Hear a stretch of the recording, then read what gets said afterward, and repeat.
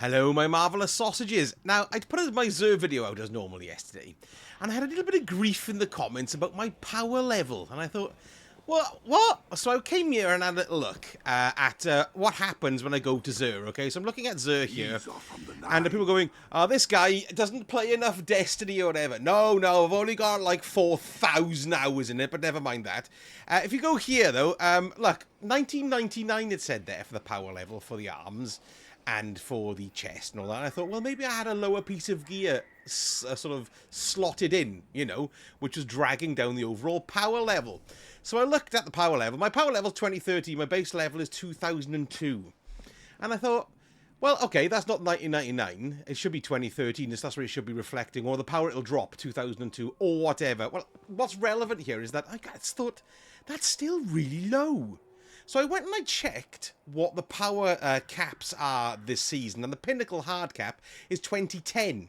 Now I'm on 2002. It's this Act 2 next week. Well, it's Act 2 in 4 days, right? And I thought, my God, I'm not at the pinnacle cap. And I normally am at the pinnacle cap. So I thought to myself, I haven't been playing very much. I know I haven't been playing that much, but I didn't think I'd been playing this little, you know, to do it. So I thought, okay, hang on then, let's go and have a look. Look, usually I'm already exceeding level 100 on my season pass, okay? So I thought, let's go and have a look at season pass here. So let's go and have a look at it here. And I'm only on level 71 on the season pass. And I thought, oh my God, I've hardly played this season. And then that got me really depressed. Because, well, for me, it's a double-edged sword. If you don't feel like playing the game, then you just don't play it. But if the less I play the game, the less interaction and less well my YouTube channel does, which of course is my income, you see. So it's amazing how little this season, or rather this episode, has encouraged me to play. And what's strange is that when you look back at the other seasons, I don't think I've ever been this low. Now, there is a way to find out how much you've played Destiny 2, and I saw a video on it. It was Paul Tassi actually did a video on it, and it's a heat map on how much you've played in Destiny 2. So let's switch over and have a little look at that now, and you can see then what I'm on about. I've moved my camera now. Look, here we are. This is the name of the website. It's d2scrub.land. It's been around for quite a while, but I've never really looked at it until I thought, well, let's check and see what's going on. So you can log in and you can have a look at this depending on how you want to interpret the figures. You can go for the Gregorian calendar, which is the normal calendar, of course, which just shows you per month what you can do there. Let me just change that. Look, it takes a little while for all the data to populate, but it's doing the months and by the years, 2019, 2020, 2021, and all that kind of stuff. But you click on Bungie, which is what I'm kind of interested in, because it shows you in regard to what seasons and how much you played in each season. So total time in Destiny, it's worse than I thought. It's 6,233 hours now. So it wasn't 4,000, it's 6,000. So no, I don't play Destiny at all, no. And a total time in activities is 3,730. Oh my God, that's ridiculous. That's totally bonkers. My current streak is 1 day of inactivity, but my biggest one was 17 days. I probably went on holidays there. So anyway, you can filter the heat map as well, depending on what you want to do, but we're looking at everything here. So this is when I started. This is, you've got the Red War, which you can see I was pretty busy on there. The redder the colour, the more time you played in it, look. So it takes a while for it to work. If I can come back out, and it's different. There we are, 8 hours, 26 minutes on the orange one there. That's where I played on the 23rd of June, 23rd of September, rather, there. So that's quite a lot. Yeah, so I did enjoy that. I didn't start doing a YouTube channel until, around about here, and then I was only doing one video every couple of weeks and stuff like that. So the more I did YouTube, the more I played, okay? And you can see we've got Season of the Outlaw here, which is basically when Forsaken launched, because these icons here tell you what happened. So we're quite busy here. What's that? So launch of Forsaken, we had Iron Banana, we had the Shattered Throne dungeon drop, Festival of the Lost came in there, and Iron Banana. Then we had Season of the Forge, which I don't know why, but I didn't play that much there. Look, Season of the Forge, I only had 3 days in total of Season of the Forge. I had 6 days in there, but you can fold Forsaken into that, because I loved Forsaken. It was great. Then moving down, we've got Season of the Drifter, which is something that people didn't really like. 5 days, 2 hours on Season of the Drifter.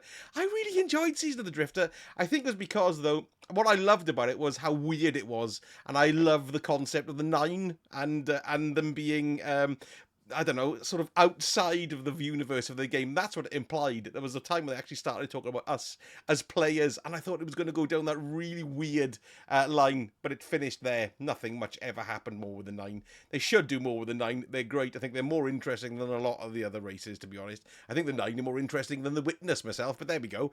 Season of Opulence, which was quite a bigger season. It looks quite big there, doesn't it? There's more weeks to it, look. I must have gone on holidays there, so we had Season of Opulence, we had the new Menagerie boss, we had an Iron Banana, then we had a Lumina Exotic Quest, we had the Tribute Hall, wow, Sources of Heroes, and then we had 2 Iron Bananas as well. Quite a lot happening in that, a lot happening there. Looking at Season of the Worthy as well, didn't actually that much happen. Season of the Worthy bunker, we had the Exotic Quest for the 4th Horseman, which I did enjoy. We had an Iron Banana, and we had Guardian Games. Not much happened there, but I played a lot in there because I loved going down to that bunker and seeing the Pyramid Fleet approaching closer and closer. That was a real good build-up, and then we went into Season of Arrivals, which was a huge season, because look, what was that? That was the 9th of June there, and then it finished on the, come along, what year date there? That's the 9th of November, the live event, the Traveller Reforged, look, before it launched into Beyond Light when it went off. So there's big gaps there because it's quite a long season, but I played for 7 days altogether there, which is quite a lot. And then we're into Season of the Hunt with Beyond Light, and I really started going big guns with the channel here. I mean, started to make the videos. I wasn't being particularly successful, but yes. Season of the Chosen, loved all those as well. Season of the Splicer, great season. Season of the Lost there, look, was massive. Let's have a look at that. That's 13 days playing that, but that's the run up to the Witch Queen. And then you can see, I think this is where I was the most engaged with the game, to be perfectly honest. Witch Queen was great, wasn't it? It was something that there was so much in it, loads to do. It seems there was so much more in it than there is in Final Shape, really, which is odd. More little things to do, you know. So that's 8 hours I played on launch day there, which is great fun. And then we've gone to Season of the Haunted. We got Plunder. I must have gone on holidays there or something.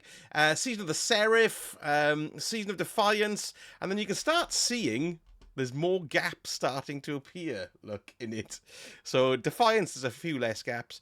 Season of the Deep, 5 days, played a bit less. Season of the Witch, 4 days, started playing even less.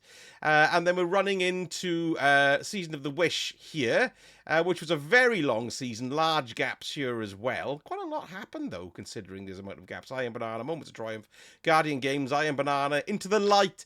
That was great. That was a very good thing. I loved that. That was great. Also, I like the 30th anniversary. 2 of my favourite things in the game, actually.